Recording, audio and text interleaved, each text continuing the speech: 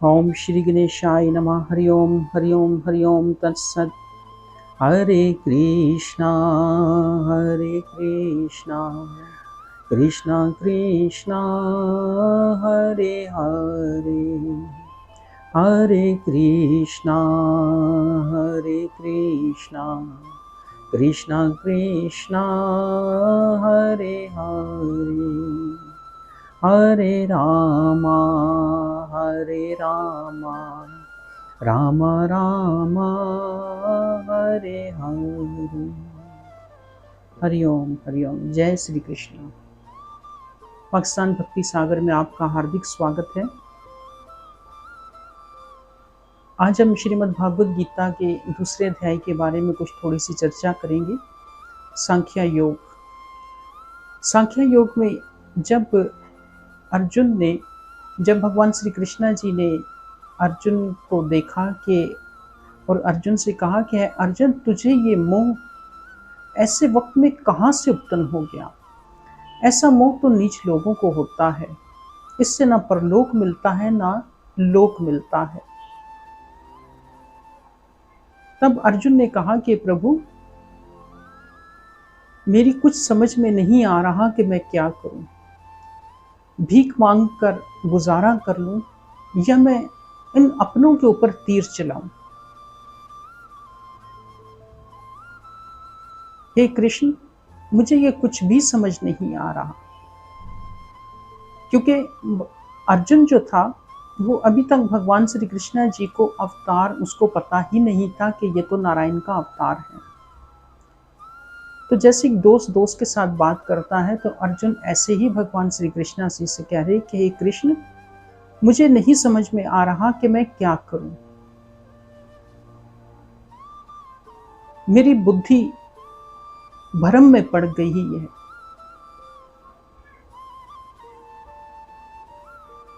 तब भगवान श्री कृष्ण जी ने कहा कि अर्जुन, तुझे ये जो मोह उत्पन्न हुआ है, तेरे अंदर ये जो मोह उत्पन्न हुआ है, इस मोह का नाश बहुत जरूरी है।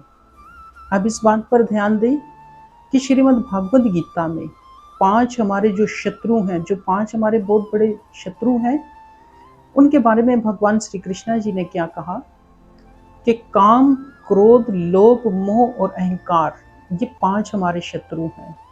इन 5 शत्रुओं का विनाश करना ही बहुत जरूरी होता है। जब तक हम अपने अंदर इन 5 शत्रुओं का नाश नहीं करेंगे, हमें कभी भी ज्ञान की प्राप्ति नहीं होगी। भगवान श्री कृष्ण जी ने अर्जुन को जब ज्ञान प्रारंभ किया, तो अर्जुन को फिर भी नहीं पता चला कि ये तो नारायण जी का अवतार है।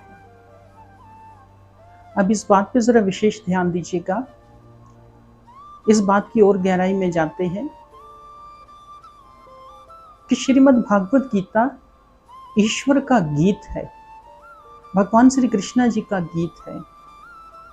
हम जब अपने मन के अंदर ईश्वर का चिंतन करते हैं, भगवान के श्रीमद् भागवत गीता का पाठ करते हैं, तो स्वयं भगवान के मुख से निकले हुए शब्दों का हम वर्णन करते हैं। जब हम भगवान के शब्दों का वर्णन करते हैं, तो वो स्वयं भगवान खुद ही होते हैं।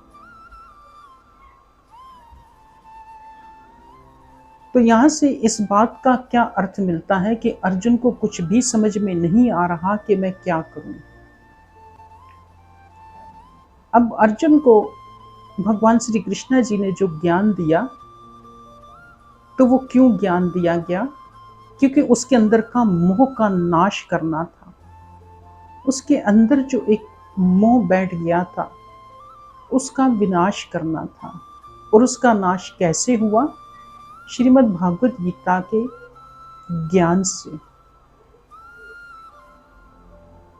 जब हम इसका अर्थ अगर थोड़ा सा ले लें, तो इसका अर्थ क्या है कि भगवान श्री कृष्ण जी ने जो ज्ञान अर्जुन को दिया, इसका अर्थ ये है कि श्रीमद् भागवत गीता का जो ज्ञान है, हम कलयुग वासियों के लिए एक बहुत बड़ा अनमोल तोहफा है।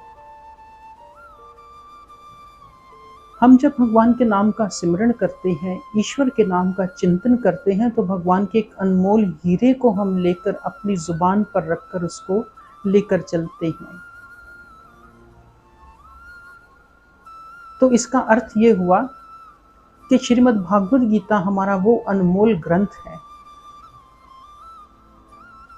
कि जब भी इंसान की बुद्धि भ्रम में पड़ जाए,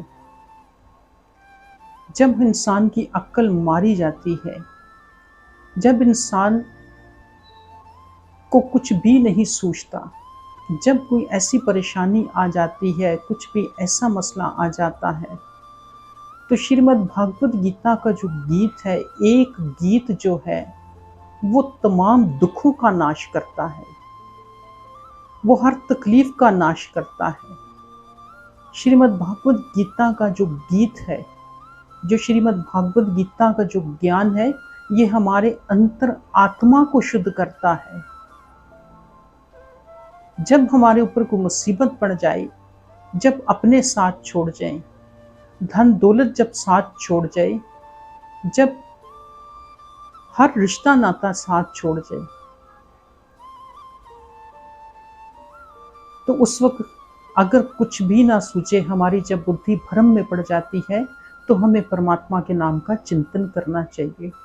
हम जब श्रीमद् भागवत गीता खोलेंगे, श्रीमद् भागवत गीता का अभ्यास करेंगे, तो जैसे अर्जुन की बुद्धि भ्रम में पड़ गई थी, अर्जुन को कुछ भी नहीं पता था कि मैं अब क्या करूं।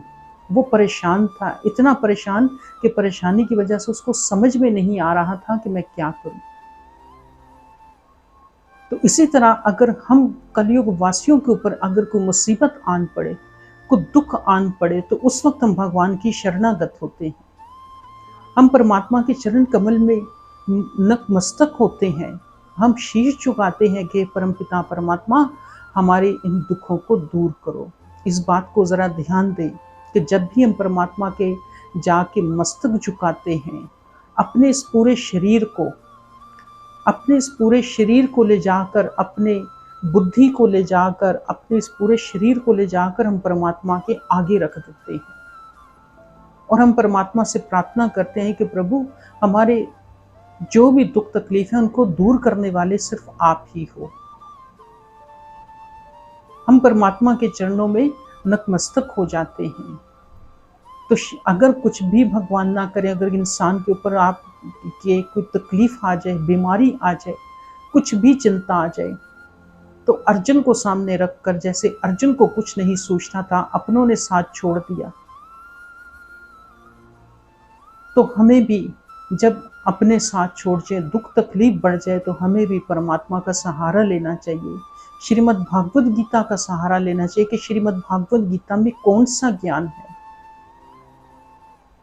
और कौन से अध्याय में अर्जुन ने भगवान श्री कृष्ण जी को पहचाना कि ये तो नारायण रूप है।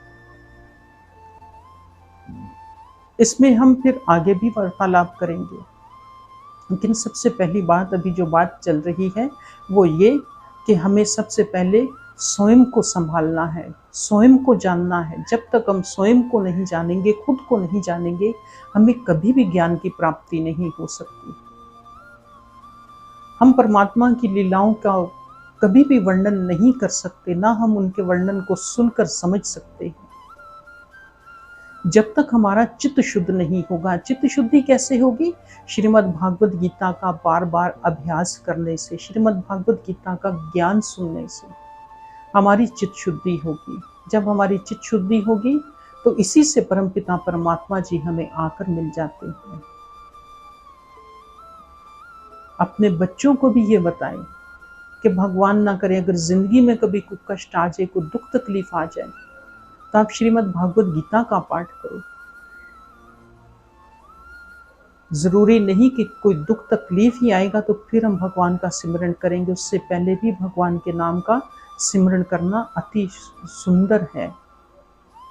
क्योंकि जहाँ पर श्रीमद् भागवत गीता का पाठ होता है, वहाँ पर तेरे देव विराजमान होते हैं। भगवान श्री कृष्णा जी खुद वहाँ पर विराजमान होते हैं और अपने ही नाम की कथा को सुनकर आनंद लेते हैं। ऐसा श्रीमद् भागवत गीता के 18वें अध्याय में वर्णन किया गया है। आशा करता हूँ कि आप सब लोग अपने बच्चों को इस बात का ज़रूर ज्ञान देंगे कि कभी भी भगवान की कृपा से अगर हमारे ऊपर कोई कष्ट आता है, कोई तकलीफ़ आती है, हमें कुछ मसले का हल नहीं मिलता, तो हमें श्रीमद् भागवत गीता का पाठ करना चाहिए। आप सबका बहुत बहुत धन्यवाद जी। जय श्री कृष्णा। राधे राधे।